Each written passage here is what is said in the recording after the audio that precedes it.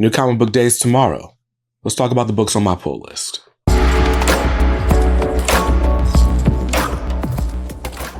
Welcome back to Comics Are Dope. I'm BJ Kicks, and this is the pull list. It's my weekly video where I take a look at the books coming out. I'm going to tell you which books are on my pull list, what's on the chopping block since I'm trying to stick to a budget, and I'll even talk about some new number ones that should possibly be on your radar this week. So I always like to start these off with the book that I am most excited for. What's funny is I tried recording this yesterday. I was still a little bit too sick. Just, you didn't want to see that video. But then I look at the calendar again and there are books coming out that I forgot about. So it's a stacked week for me. It's insane. I'm going to have to make some tough decisions. But anyway, let's talk about the book I'm most excited about. And this week, that is Uncanny Valley, issue number 2. Uncanny Valley, written by Tony Fleece with art by Dave Wachter. And dude, this book is great. I think one of my favorite things about this book is trying to describe it to people. Basically, there's this kid who doesn't fit in. He's not normal. Stuff happens to him, just doesn't happen to anyone else. Like, for example, he and his friends, they jump off a bridge because, of course, his friends are daring him to jump off the bridge, right? Well, they all land. The 2 friends that jumped off, they broke their legs. This kid falls, makes a cartoon cutout impression in the ground, climbs out of it, has some little birdies flying around his head, and it's like, man, that was crazy. You guys okay? They weren't okay. Then dude is in wood shop, right?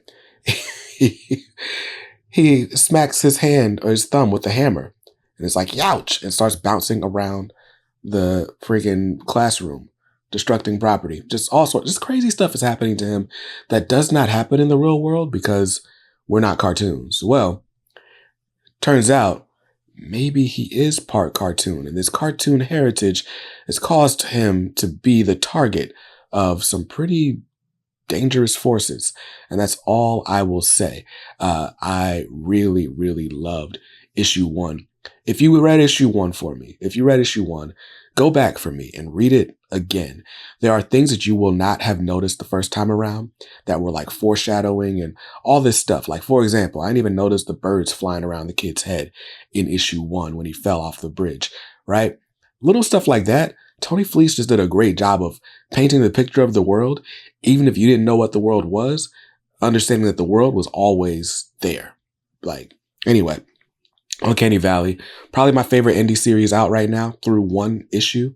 Really, really like it. Can't wait to see what's coming next from Boom Studios. But Uncanny Valley number 2 out this week with a cover price of $4.99.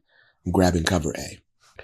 And since we started off with indies, let's keep it going. Over at Dynamite, you know I love the Dynamite licensed books. So we're going to start this off with Darkwing Ducks, Justice Ducks, issue number 3. Issue 3 of Justice Ducks, written by Roger Langridge with art by Carlos Sid Lauro. This basically places our favorite ducks and that one bird in the... What is Stegmut? What does Stegmut even count as? He used to be a duck. Now he's a dinosaur. But anyway, I said bird. Neptunia's a fish.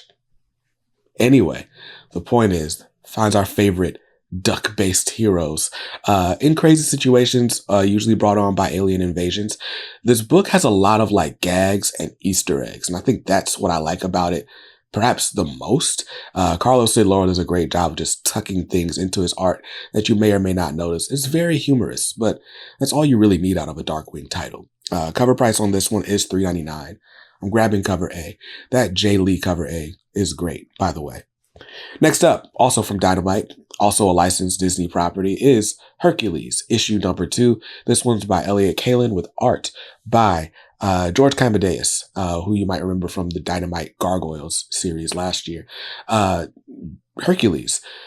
Through 1 issue, it's not quite as slapstick as Disney Villains Hades was, but it still has all the hallmarks. Like, you're still getting little deep cut Greek mythology references made funny, like just the puns. The puns are great. The gags. Again, another series where there's like just a lot of like gags. And like, if you get it, you get it. If you don't, you're still going to enjoy the book.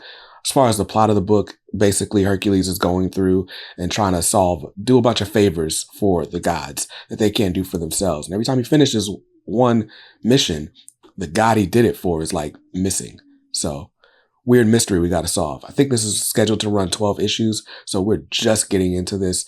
Definitely grab issue 2. Issue 1's probably still available, especially since Dynamite did like 1 million covers for it. So check it out at your local comic shop this week. Hercules number 2 out this week. Cover price is $4.99. I'm grabbing cover A.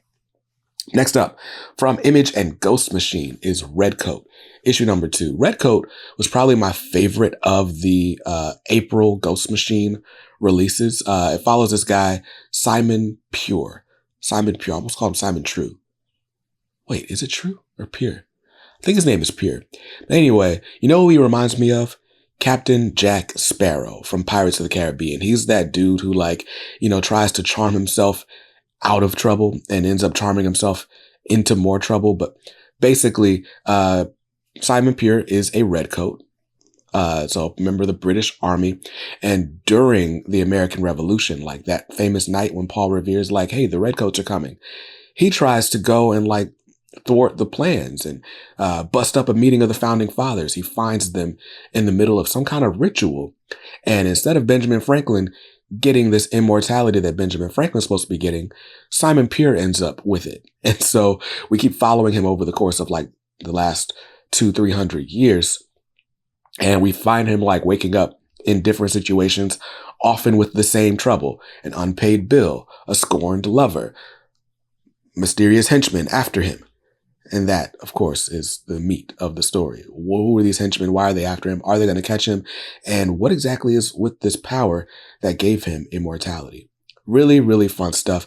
I just love the dude's personality, again, because he reminds me of Captain Jack Sparrow. There's other aloof, charming wannabe heroes that aren't really heroes. But anyway, you get the point. Redcoat number 2 out this week. Cover price is $3.99. Grabbing cover A. I should have mentioned it was written by Jeff Johns with art by Brian Hitch.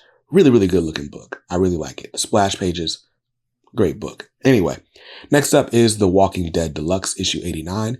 You already know why I'm buying The Walking Dead Deluxe. It's The Walking Dead in color, and it's the only way to buy it. So, issue 89 is out this week. Cover price is $3.99. I'm grabbing cover A. And last book on the indie pull list this week is technically not on the pull list because I didn't pre-order it. Issue 1 dropped on my radar out of nowhere, and then I missed FOC for issue 2. So if I see it, I'm buying it. But anyway, this is When the Blood Has Dried, issue number 2. Written by Gary Maloney, art by Daniel Romero. I've sung. I've shown this book a lot of love recently, most recently on the Comics Are Dope podcast featuring the writer Gary Maloney. So check that out from last week. There's a reason I put that episode out when I did. I wanted you to get excited about the series and run to your shop tomorrow to grab issues 1 and 2, assuming they're available. Really, really fun adventure story. It's basically a Western, but with a fantasy setting on it. But there's this girl who was a member of a guild, if we want to call it that. She decides to kind of turn her back on the guild, and it might cost her her life. Somehow she escapes with her life and decides to settle in a different part of the world, create a new life for herself. And her past comes back to haunt her. Really, really loved the series. What I love about it, the story is great, but I love the cinematic nature of the art. It really does feel like you are watching some sort of Netflix miniseries. It's that good. When the Blood Is Dried, number 2. Go listen to the last podcast and then grab this book and you'll know exactly what I'm talking about. Cover price on it is $4.99. There's only one cover from Mad Cave Studios, so I'm grabbing the cover A. And that's it. A lot of indies on the pull list this week. If I stick to the list, those will cost me $27. It's a lot of dollars. Now let's go ahead and see what's going on at the House of Ideas. Over at Marvel Comics, there's a few books coming out, and the one that I'm most excited for from Marvel is Doom, issue number 1. This is a one-shot. So yeah, it's number 1, but there's only going to be one number. It's the loneliest number you could ever do. Anyway, Doom, written by Jonathan Hickman with art by Sanford Green, finds Doom as Earth's last hope somehow. He's got to save the world. He's got Latveria. He's in Latveria. He's got Valeria Richards by his side, his goddaughter, loving goddaughter. His relationship with the Fantastic Four is interesting to me. But anyway, you already know Doom is like the cocky, I'm the last best hope at all times type dude. And hey, gets him into some interesting situations. And it's always fun to see Doom's powers and stuff and his intelligence play out. Anyway, this is a one shot. I want to say it's like 48 pages. It's a big one shot, oversized one shot, but it is a one shot. I'm grabbing it specifically for the Sanford Green art. I mean, Sanford Green on that line work, Sanford Green with the whiteout splatter, like that Sanford Green. His art is so amazing. If you haven't seen Sanford Green on the interiors of a book, check out Bitter Root. That's my best recommendation for Sanford Green. There was a Justice League special a couple years ago that he did the art on. Even Red Hood the Hill, first 2 issues, all Sanford Green. If you see Sanford Green on the interiors of a book, you buy it. At least I do.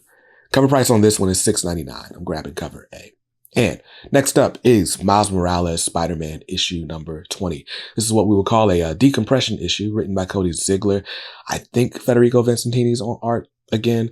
Not even sure. This is going to follow Miles trying to save the city while babysitting his little sister, Billy, which honestly sounds fun. Sounds like the type of story I would love to see from Miles Morales more often. Just give me every day in the life. Instead, we get interrupted a lot by events. So this is going to be the last issue before Miles starts. My bad, I filled up the memory card. This is going to be the last issue before we start tying in super heavily to the Blood Hunt event. So I'm going to savor that one. Miles Morales, issue 20, cover price is $3.99. Grabbing cover A. And next up is Ultimate X-Men, issue number 3, written and drawn by Peach Momoko. Ultimate X-Men has been the one that seems to be like the straggler of the bunch for whatever reason. Like, people don't like it as much as they like Spider-Man or Black Panther. And while I admit, I get why, right? Spider-Man and Black Panther seem like more straightforward versions of what you would expect from an Ultimate Universe title. The characters you know in situations you don't necessarily know. And this book, right, is kind of characters you don't know and situations you don't know. And it's a lot slower. This reads more like a manga aimed at teen readers. And I don't read manga, so it's very much outside of my wheelhouse, but I'm enjoying it. It's a slow burn. We've met this girl who is Armor. I can't remember her real name. She just graduated from middle school. Cool stuff. She meets up with this other girl named Maystorm, who apparently is inspired by Storm. In this issue, we're going to get her origin, and I'm excited to see it. What role did the real X-Men play on this Ultimate Universe, and why are there now kids trying to follow in their footsteps? I think that's really interesting. I do want to see like the full team assembled sooner than later, but hey, we're only 3 issues in. So issue 3 out this week. Cover price is $4.99. I'm grabbing cover A. And last book on the Marvel pull list honestly can be on the chopping block, like just straight up. But this is X-Men Forever, issue number 4. I have been binging the Fall of X saga. And I decided to forego the reading order in the back of the book, probably against my better judgment, probably against like convention, because this book is going to read, or these books are going to read best if you read them in the issue order prescribed in the back of the book. But I just got tired of playing Marvel's games. I don't know, man. It's just too much. It's too much. X-Men Forever is supposed to be filling in the blanks between the Immortal X-Men, so the book with the Quiet Council, and Rise of the Powers of 10. And I'm like, we're 4 issues into the Rise of the Powers of 10. So why didn't this come out before that if it's supposed to be in between? I don't know. You probably don't know either. And I'm just complaining into the void because it's not like Marvel's going to do anything about it at this point. Cover price on this is $3.99. I'm grabbing cover A. It's the last issue of the miniseries. That's it for the Marvel books on the pull list. If I stick to the list, those will cost me $20 this week. And man, if I did my math correctly, I'm already at $47 going into DC, which means this is way too heavy a week and I got to make some cuts. But anyway, next up is Action Comics issue 1065, part 3 of the House of Braniac storyline. If you missed the House of Braniac special from 2 weeks ago, then you might have also missed how this is going to tie into Absolute Power event as well. So you need to check that out, or at least you need to know. I don't want to spoil that point. You need to check it out. That's all I'll say. House of Brainiac's attacking Metropolis. He's kidnapped a bunch of members of the Superman family, and they got to fight back. Pretty much it. Cover price on this is $4.99. I'm grabbing cover A. Next is Batman and Robin, issue number 9. And I am so behind on Josh Williamson's Batman and Robin. Really like the art from Simone DeMeo. Sometimes I have issues with like the depth perception. Like, I don't know. Something about his backgrounds and foregrounds. They all kind of blend in together. But still like the art. It's kinetic. It moves. It's great. Batman and Robin, issue number 9, out this week. Cover price is $4.99. Grabbing cover A. Here's a book I'm not behind on. Green Lantern, issue 11, is out this week from DC Comics. Written by Jeremy Adams. I believe Zermanico is back on art. If not, it might be a Monkey Noel pen. Either way, both great artists. Neither detracts from the series at all. But Zermanico is my favorite. Now, Green Lantern, one of my favorite books at DC. There are two ways to look at this book. One, it is sort of hand-waving away the all of the Jeff Thorne stuff, or maybe it's not hand-waving it away, but there are certain elements of Jeff Thorne's run that are just straight up have been reset back to normal. Like Jessica Cruz is a Green Lantern. How'd she end up not being a Yellow Lantern? Are we going to find that out? I don't know. But we're taking like the status quo that Jeff Thorne left behind and doing new things with it. Hal Jordan is back front and center in the book. And it's honestly not bad. I start off hating that dude in issue 1. Now I feel sympathetic to the dude as of issue 11. He's lost. He's loved. He's kind of lost his love interest, right? Like, and so there's a lot to like root for him to grow up and, you know, go back and recapture, so to speak. Relationships with friends, his status in the Corps, all of it. But what I also like, besides like, you know, how sort of redemption journey that he's on, is also how we're slowly getting the other members of the Corps. There's one thing that makes me love the Green Lantern. It's the fact that it's a Corps, and it's the fact that all of the individual lanterns are so different. There's even a reason now for like the Earth Lanterns being so many. So, I mean, Jeremy Adams is he just does great work no matter what book he's on. If you liked what he did with Wally West on Flash, it's kind of the same thing here. He's restoring some things about Hal Jordan, or at least his status, that perhaps should not have been in question, but because they are in question, he's redeeming them in interesting ways. Cool stuff. I just like seeing more of the team. And so now that the full Corps, or at least all the Earth-based lanterns, are like back together, I'm enjoying it even more. And it's all them versus the United Planets. Cover price on this is $4.99. Grabbing cover A. And last book on the pull list this week is Red Hood, The Hill, issue number 4. Remember when I said Sanford Green on art is a reason to buy a book? This is another book with Sanford Green on interior pages. Written by Sean Martin, bro. This is a kind of spiritual successor to the Batman The Hill special. It was a one-shot written by Christopher Priest, and it had art by Sean Martin, bro, back in the day. Basically, The Hill is like the hood in Gotham. Like if Gotham had Section 8 housing, it would be in The Hill.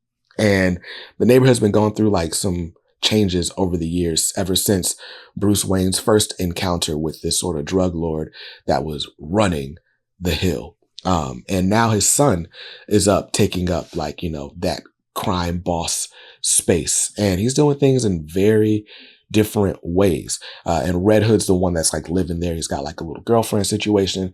And so he's trying to defend the Hill. But this book is very much about like how the Hill defends itself. Like they don't expect Batman to come, and they're doing what they can do on their own. This book seems to be about the neighborhood more than any individual inhabitant of it. And I do think because of that, it feels like it lacks focus at times.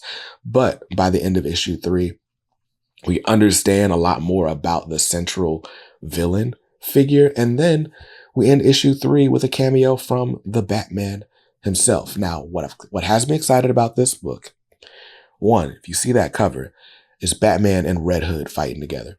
Great. It's drawn by Sanford Green. It's Batman and Red Hood fighting together, drawn by Sanford Green.